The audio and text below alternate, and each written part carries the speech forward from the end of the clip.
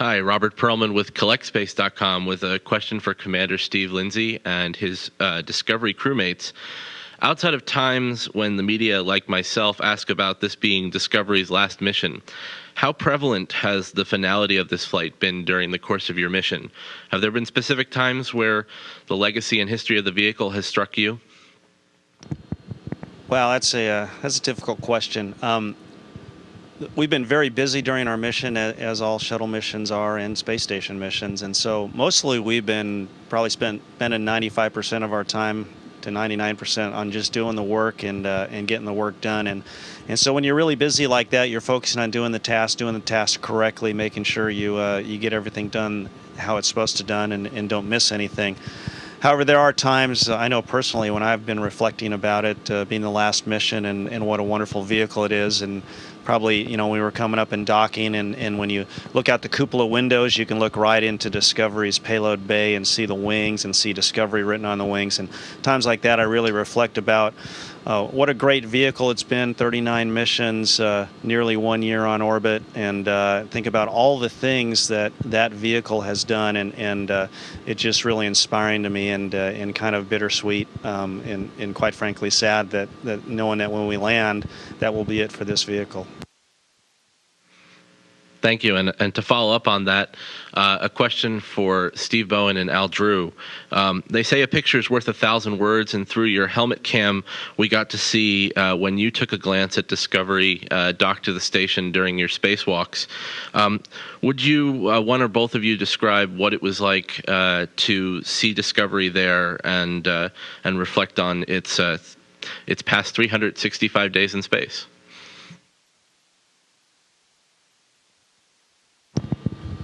A lot of us repeated what Steve had from the cupola, just to have Discovery right there and filling our entire visor up close and personal. You realize it's just a magnificent ship. It's huge, it's complex, just a wonderful, completely capable vehicle. And to be out there working on and around and near it is just a privilege. To be part of the legacy of Discovery is just, I guess it just seems like a blessing. This is Gerhard Daumer, the German Aerospace Center and Space Expo Association. Question for Al Drew. What was the most difficult and the most exciting moment during your EVAs?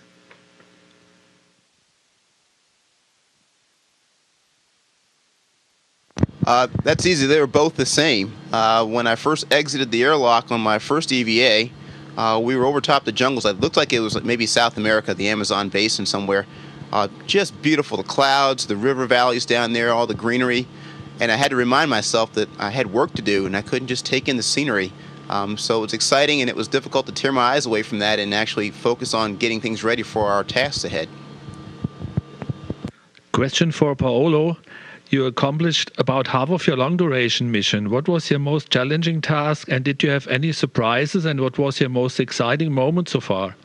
Well, it's been a pleasure so far here. We've been spent 2 months, Expedition 26, and I think the most challenging time here is there is not really a time. I mean, the challenge is when I look at a procedure for the first time, it looks very complex, and I try to understand and interpret it, try to do it without making mistakes, and sometimes I do. So I think those are for me are the most challenging times. But as usual, with familiarity, we're repeating things. Things get familiar, and we get to do it with no problems. And of course, we always have the ground control, mission control helping us and keeping us out of troubles. This is Jill Tolk representing the Cohasset Mariner in Massachusetts. A question for the East Coast, Steve. What has been the most challenging part and the most rewarding part of your unexpected shuttle flight?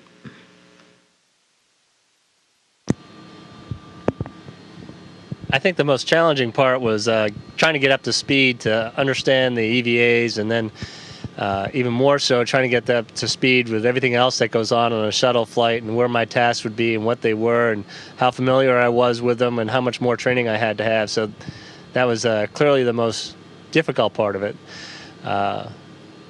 The best part really was getting to work with the crew. It's 4 of my classmates from 2000 and Commander Steve Lindsay, and that's been great. Great crew. Just having the ability to spend time with them, it's been fantastic. And then getting up here with the ISS crew, it's been really the best part of it. Thanks for the good word, Steve-O. Now a question for the West Coast Steve and for Eric Bowe. What good Bowen anecdote from this week could you share with newspaper readers in his hometown?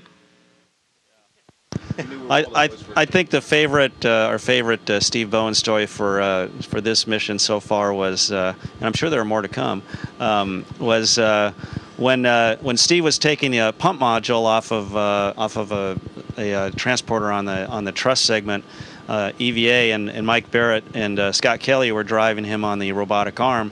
About the time they released that pump module, which is about several hundred pounds, for Steve to take in his arm so they could fly him over to where it belonged, the entire space station robotic arm crashed, and which means he was stuck there holding this payload for what seemed like a really long time for him, but actually the crew did a great job reconfiguring to an alternate robotic workstation to get it back alive pretty quickly.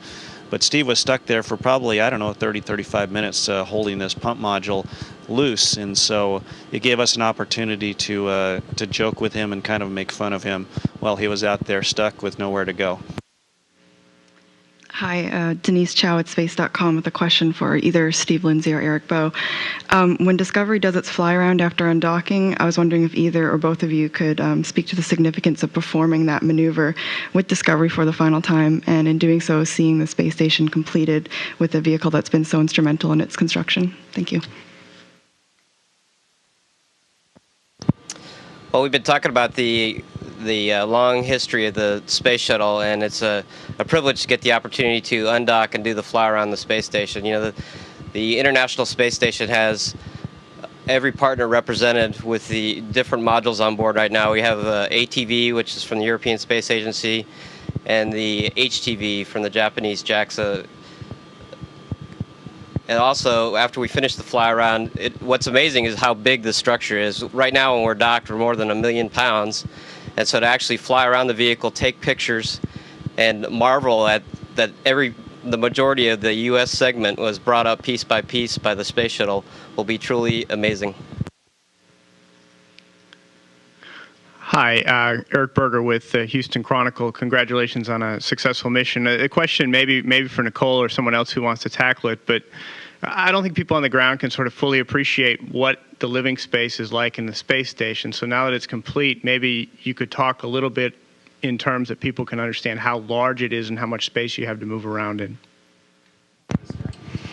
And just to start off, and Mike Barrett points this out, is that this space station here now is the largest pressurized volume in space in history. It's huge. I mean, I use a word my son uses all the time, which is ginormous. We have 12 people up here now, and honestly, if we spread ourselves out, you could spread across this vehicle and not see another person. It's that big. I think volume-wise, equivalent to the interior of a 747 or a little bit bigger, and it's just really, really impressive to know that as a volume and a total volume workspace, we can use every single one of the walls and every single one of these modules in a way that we just can't do on the ground. And so it makes for a really wonderful resource for science and living and just being up here floating around. It's great.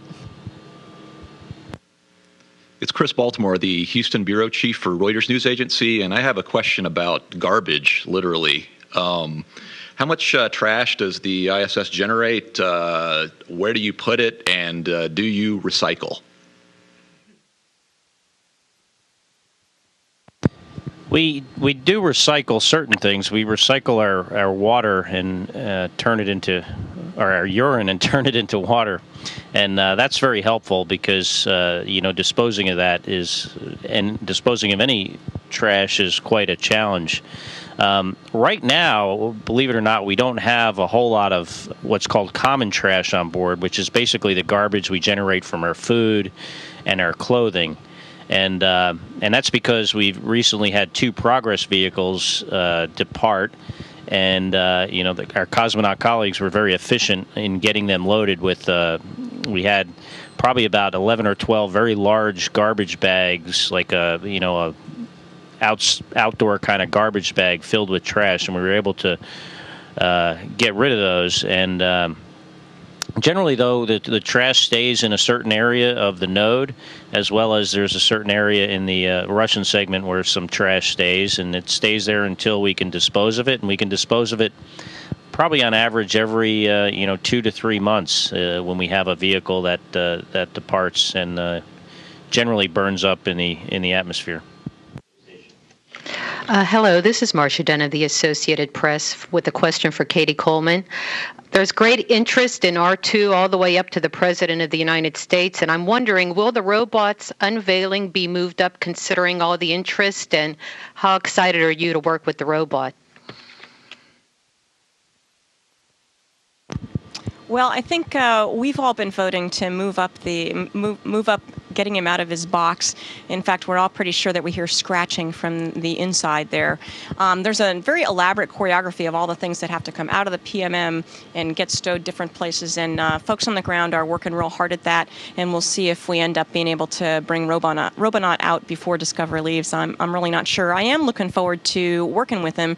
As we bring robots up into space, one of the reasons to do that is just to understand, A, how to work with them, and B, just the mechanics of how they work and how that's affected by zero-G. We want to learn those lessons here on the inside of the space station before we send them out to the outside of the space station or to other planets, which we need to be able to do in terms of exploring both as a human presence and a robotics presence. It'll take both of those to get us further out into the universe, and Robonaut is a good first step.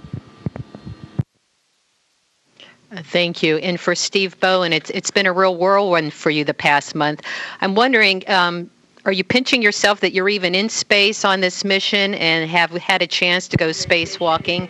And how are you going to make it up to Tim Cropper when you get back on Earth? I am pinching myself, and there's no possible way I can make it up to Tim. But, Tim did an incredible job putting this together. It's the only reason we were so successful outside. He really did a fantastic job. So if there's anything I can do for him, I'm willing to discuss it. Hi, this is Emily Baldwin from Astronomy Now magazine in the UK. It's always really amazing seeing views of the Earth from space, and I'd certainly be interested to hear your comments on any Earth observation you've done this mission. But what I'd really like to know is, do you do any nighttime astronomical observations, and if so, what? Well, hello to the UK, and let me get the first part of that. The Earth views are just stunning. It's very, very difficult to explain them to people. Even pictures don't do it justice, and your senses can be really overwhelmed by how beautiful the Earth is. I want to mention to the UK that we actually have a medallion up here struck in honor of James Cook. This was commissioned about 5 years after his death. And we're very, very happy to have that and to honor the rich maritime legacy of world discovery that the UK has. As far as astronomical observations, one of the problems is that we're moving around the Earth at 17,500 miles an hour. It'd be kind of difficult to train onto something unless we were really more mechanically equipped to do that. We keep our space station oriented so that we're looking belly to the ground most of the time, and that's comfortable to us for a lot of reasons, and we get really good ground views that way. Now, having said that, we have some very good cameras on board, and we're able to take some astrophotographs that don't require much in the way of exposures. But most of these are Milky Way shots and aurora shots, and they're quite spectacular, but nothing compared to what the Hubble can do. Thank you. And my second question, Apollo inspired the children of the 60s and the 70s, the shuttle, the 80s and 90s, and the early 21st century. With the shuttle program retiring, how do you think we'll be able to inspire future astronauts?